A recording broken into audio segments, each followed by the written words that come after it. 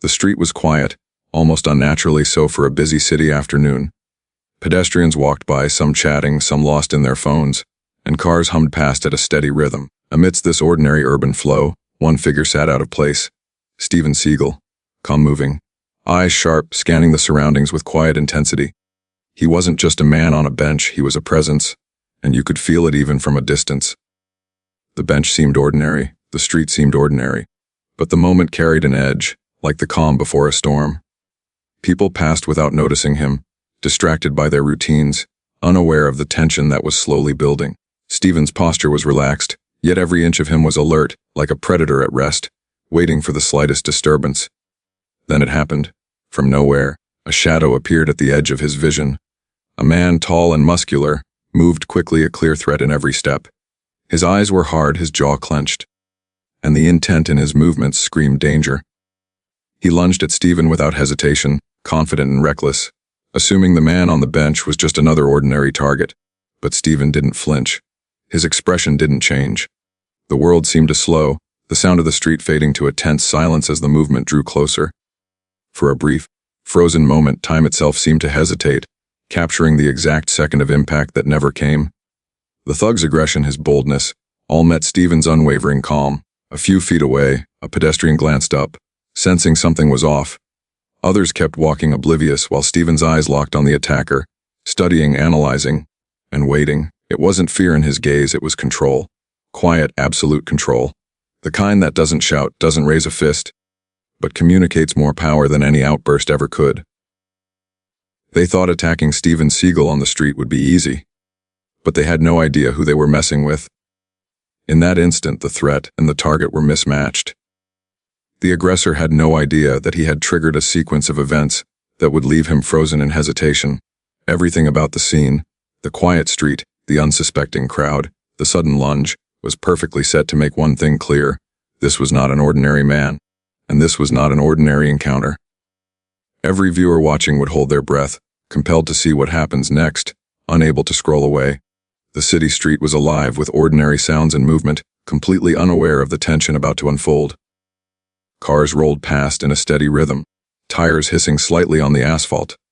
People walked briskly along the sidewalks, some carrying bags, others talking on their phones, a few laughing at private jokes. The smell of street food mingled with the faint exhaust from traffic, creating a typical urban atmosphere that suggested nothing unusual was about to happen. Amidst this everyday scene, one figure remained perfectly still, Steven Seagal, sitting on a simple wooden bench, his posture relaxed yet purposeful. He blended into the surroundings as if part of the scenery. Yet, beneath that calm exterior, every sense was engaged. His eyes scanned the street with quiet precision, noting details that no ordinary passerby would even register. The pattern of movement in the crowd, the slight shift of shadows, the distant footsteps of someone approaching too quickly, he noticed it all. The contrast between Steven and the street could not have been more striking. Everything around him was chaotic in its own subtle ways. Pedestrians lost in their routines, cyclists weaving through traffic, the occasional honk of impatient drivers. Yet he remained composed, a calm island in the middle of the urban river. It was this calm that would soon become his greatest strength. From across the street, a group of men appeared. They moved with a deliberate confidence, their steps synchronized in a way that spoke of familiarity with intimidation. One of them glanced at the others and then straight ahead, locking eyes on Steven. They didn't know him, but they sensed someone different. Someone who didn't belong to the ordinary rhythm of the street. Steven's gaze didn't waver. He didn't rise from the bench. He simply observed, absorbing their movements, noting their approach, and allowing their own aggression to reveal itself. Every detail counted, the way one thug's shoulder tensed, the subtle shift of weight in another's stance, the flicker of uncertainty in the smallest gestures. He didn't need to act yet. He was gathering information, preparing for the moment when control would shift decisively in his favor. On a quiet city street, life went on as usual, except Steven's eyes never left the group approaching him. Pedestrians continued to pass, oblivious to the tension building only a few feet away. Cars drifted by, their drivers unaware of the silent drama unfolding on the sidewalk. The air seemed normal, even mundane, but beneath the surface a storm of awareness, calculation, and quiet authority was brewing. Every viewer watching could feel it, the contrast between everyday life an impending confrontation between the unsuspecting crowd and the man who would not be caught off guard. In this ordinary setting, power was already asserting itself. Stephen didn't need to move. He didn't need to speak. His presence alone demanded attention, even if no one else had yet realized it. The quiet hum of the city continued, but the rhythm of life was about to fracture. From the corner of the street, a group of men appeared, their movements sharp and purposeful. They were not ordinary passersby. Each step they took was deliberate, calculated, and aggressive. Their shoulders squared, chests forward, eyes scanning for intimidation, they exuded a dangerous confidence, the kind of confidence that comes from testing others and rarely meeting resistance. Stephen Seagal remained seated on the bench, calm and composed, a striking contrast to the threat approaching him. His posture didn't betray even the slightest hint of tension. Yet his eyes, piercing and alert, tracked every subtle motion, every shift in stance, every twitch of muscle. He noticed patterns in their aggression, small tells that revealed who was reckless, who was hesitant, and who might break under pressure. To an outsider, he appeared completely relaxed, almost passive, but beneath that serene exterior, a mind and body perfectly primed for response. The lead thug, tall and broad-shouldered, moved with a swagger meant to intimidate. He stepped closer, his gaze fixed on Stephen, sizing him up as if measuring an opponent before a fight. Behind him, his companions mirrored his movements, forming an almost predatory formation. The air seemed to thicken with tension, though the street around them remained oblivious. Pedestrians passed by, some glancing at the unusual group with mild curiosity, but few grasped the danger creeping closer. Then subtle cracks began to show. One thug, the smallest in the group, hesitated. His eyes flicked rapidly between Stephen's face and the street around him. A bead of sweat traced the side of his temple. His steps faltered just slightly, a hesitation barely noticeable to the untrained eye, but Stephen saw it immediately. Every movement was being evaluated. The thug's nervous energy spread like a faint ripple through the group, though the leader pressed forward, unaware. They didn't know the man on the bench wasn't just anyone, but by the way he watched, they should have realized soon enough. The tension was palpable. Passersby started to sense that something was off, though none of them fully understood what. Phones were drawn from pockets, eyes widened in silent curiosity. Whispers began to ripple through the crowd. The street, which had moments ago seemed mundane and safe, now felt charged with a quiet electricity, the calm before a storm. Stephen didn't move. He didn't flinch. Every glance, every twitch, every micro-expression from the approaching thugs was cataloged and analyzed. His presence alone began to shift the energy in the street. The smallest movements of one hesitant thug betrayed the cracks in their confidence, and though his companions remained aggressive, the first signs of doubt had already taken root. Even without a word or a gesture, Stephen's calm dominance was starting to exert its power. The street had become a stage where the predator and the prey were about to be revealed, not through chaos or violence, but through awareness, control, and quiet authority. The city street seemed to hold its breath.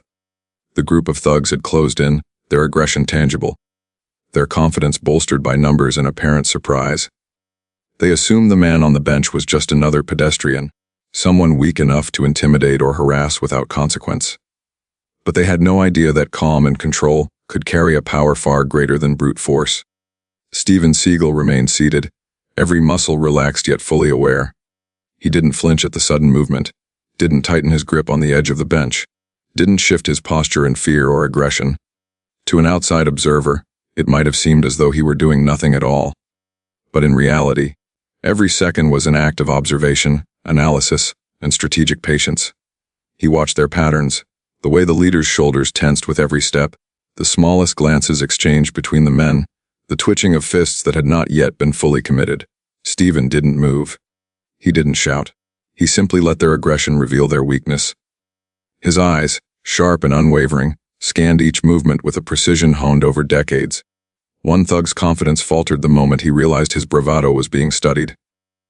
The subtle shift in posture, the slight hesitation before stepping forward again, the micro-expression of doubt, Stephen noted it all without a word.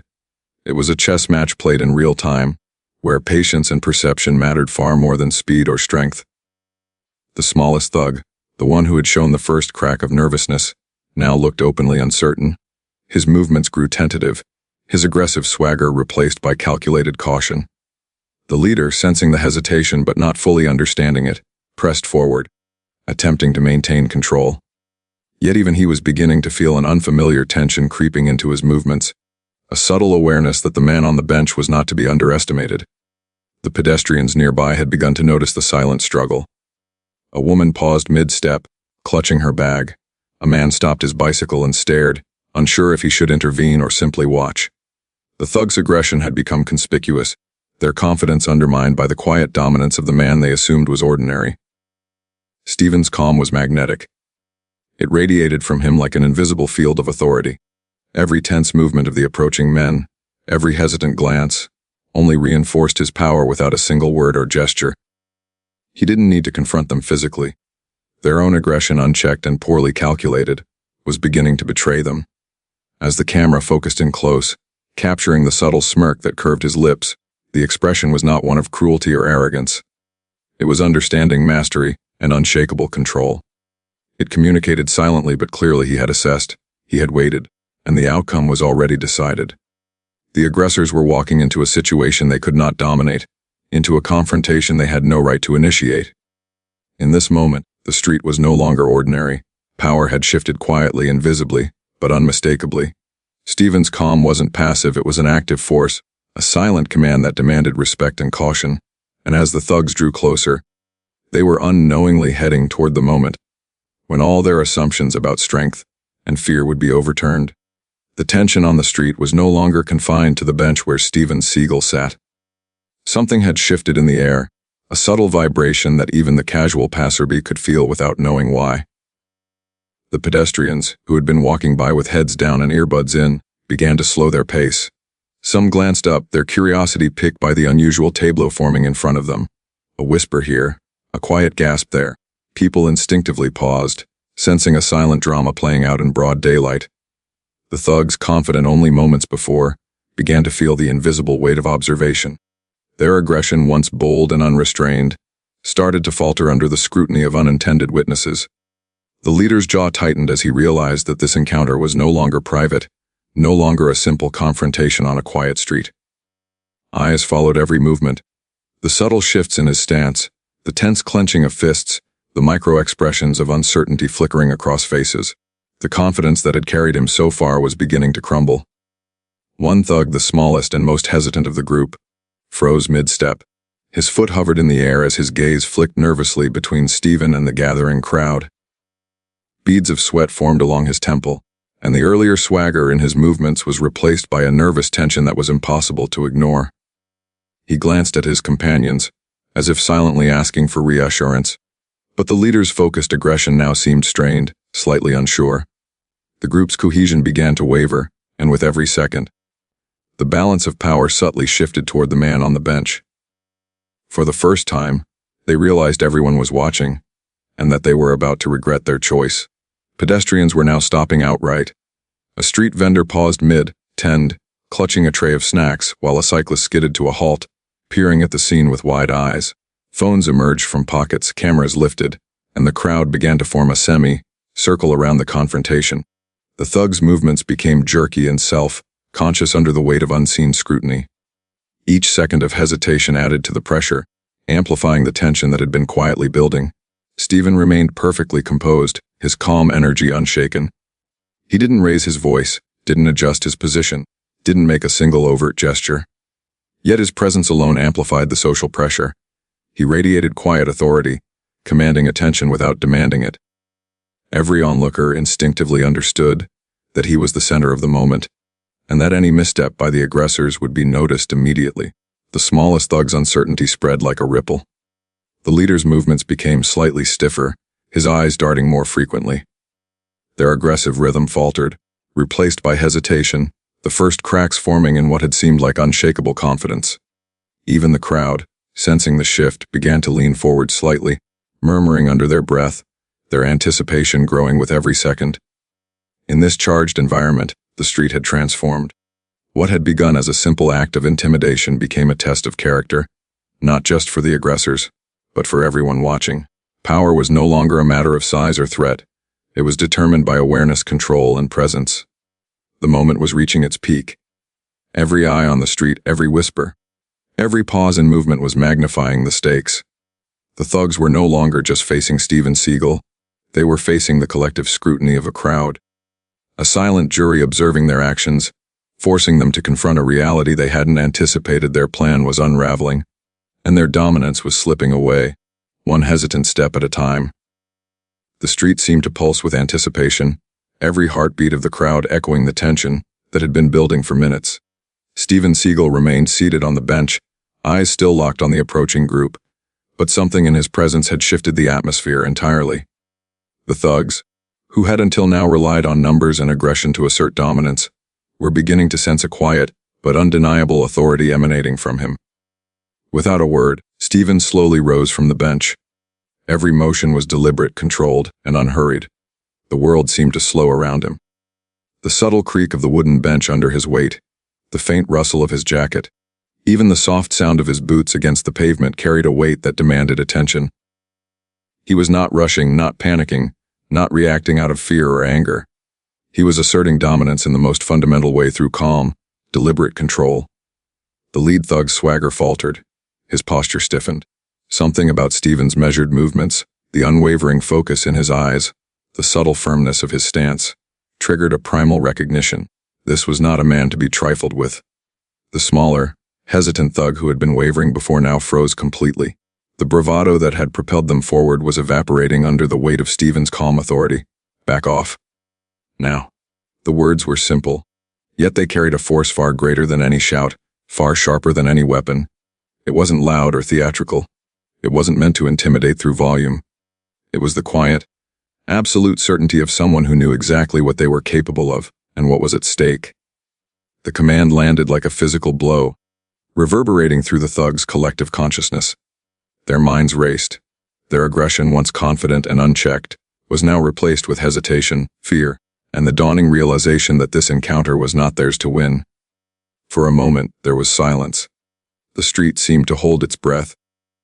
Pedestrians who had been watching began to exhale collectively, some shaking their heads in disbelief, others holding their phones ready to capture the moment. A few couldn't resist clapping softly, the sound echoing as a signal of approval and relief. The thugs, who had come intending to assert control, now understood the futility of their actions. They were outmatched, not by violence, not by numbers, but by the quiet authority of a man who had mastered control over fear, over aggression, and over himself. The leader of the group stepped back first, his confidence replaced with hesitation. His eyes darted toward the retreating figure of his smaller companion, whose nervous movements had betrayed their weakness from the beginning. One by one, they began to retreat, shuffling backwards, glancing over their shoulders as if to ensure they were leaving the scene with at least a shred of dignity intact. The crowd continued to watch, a mixture of awe and relief etched into every face. Steven did not pursue. He did not raise his fists. He did not shout further. He simply returned to a calm stance, hands relaxed at his sides, eyes scanning the street to ensure the threat had truly dissipated. The energy of the street began to normalize. Pedestrians slowly resumed their walks, whispers turned into murmurs of admiration, and the subtle hum of traffic returned, as if nothing extraordinary had happened. This was the power of quiet authority, the force of controlled presence. The thugs had been defeated without a single blow, not because of physical strength alone, but because they had underestimated the man sitting on the bench. The lesson was clear: strength is not always about aggression. Sometimes it is about calm, awareness, and timing. The scene lingered in the minds of the witnesses. Phones captured the final moments of retreat. Conversations bubbled up around the street, recounting the display of unshakable composure. For Steven, it was simply another day, another test passed with precision and grace. For the thugs, it was a lesson they would not forget. And for the crowd, it was a moment of awe and reassurance that courage and calm can triumph over intimidation. The street slowly began to return to its usual rhythm, though the energy lingering in the air was far from ordinary. Steven Seagal had reclaimed calm with the ease of a man who had long mastered the art of presence and authority. He sank back onto the wooden bench, hands resting lightly on his thighs, eyes scanning the street just enough to ensure the danger had passed, yet fully at ease. There was no rush, no lingering threat, and no need to escalate further. The confrontation had ended not with chaos, but with clarity, a demonstration of strength measured not in fists, but in control. Around him, the crowd that had formed during the confrontation began to disperse. Pedestrians resumed their walks, some still casting glances at the man on the bench, as if confirming that this calm, collected figure was indeed real. A few lingered a moment longer, applauding quietly, their subtle gestures speaking volumes about the respect and admiration Stephen's presence commanded. Phones were lowered, whispered conversations resumed, and the hum of city life slowly reclaimed dominance over the street. Yet the impact of what had just unfolded could not be ignored. Witnesses shared stunned looks, nods of recognition, and unspoken acknowledgement that what they had seen was far beyond an ordinary encounter. In a world where aggression often seems to go unchecked, Stephen had provided a different example, a living lesson in authority, awareness, and moral strength. His calmness had created a ripple effect, not only neutralizing the threat, but instilling a sense of security and empowerment in those who had watched. The thugs, retreating a short distance, continued their awkward shuffle toward the safety of anonymity. Their aggression had been met with measured observation, unwavering focus, and a single decisive command. There was no violence, no humiliation, only the unmistakable demonstration that intimidation can be countered with composure and authority. The smaller thug, whose nervous hesitation had been evident from the start, cast a last glance toward Stephen before disappearing down the street, his confidence forever altered by the encounter. As the immediate tension faded, the scene transformed into one of quiet reflection. Bystanders, once passive participants in the street's ordinary life, had witnessed a form of strength that transcended brute force. Stephen's calm, deliberate presence had communicated something far deeper. That true power is measured not by the capacity to harm, but by the ability to prevent harm, to assert control without crossing into aggression, and to command respect simply by knowing your own boundaries and capabilities. Strength isn't about violence. It's about knowing your power, and making others respect it without hurting anyone. The words seemed to hang in the air, mirrored in the gestures of those around him, the nods, the murmurs of agreement, the subtle smiles. It was a lesson in courage, awareness, and humanity. The crowd had been drawn into a silent choreography, an unspoken understanding that fear could be replaced with respect, that aggression could be met with calm, and that moral authority can carry far more weight than physical confrontation. Even as life on the street returned to normal, the imprint of the moment lingered. People would recount it to friends, share it on social media, and perhaps carry the lesson with them into their own interactions. The simplicity of the act, the measured step, the firm command, the unflinching presence, had created an emotional resonance that violence alone could never achieve. For Stephen, it was a demonstration of mastery. For the witnesses, it was an opportunity to internalize a model of courage and integrity that is rare in the chaos of everyday life. And then, the final invitation, a call to action that turned spectators into participants, encouraging reflection and engagement. If you believe calm courage beats aggression, type steer on H in the comments. The statement was not just an interactive CTA, it was a moral reinforcement, a way for viewers to commit publicly to the idea that measured authority, observation, and self-control are the true marks of power. The street, now quiet, had witnessed more than a confrontation. It had witnessed a demonstration of humanity, of discipline, and of the potential for individuals to make a difference without raising a hand in anger. In the end, Stephen remained on the bench, a picture of composure, his calm a beacon to those around him and those watching from afar. The city's normal rhythm returned, but the lesson lingered. Courage and authority do not require aggression. Respect can be commanded without fear, and true strength is revealed not in conflict, but in the ability to prevent it. The audience was left with hope, inspiration, and a clear reminder that even in a world full of unpredictability, calm, deliberate action can turn a moment of danger into a lesson of lasting significance.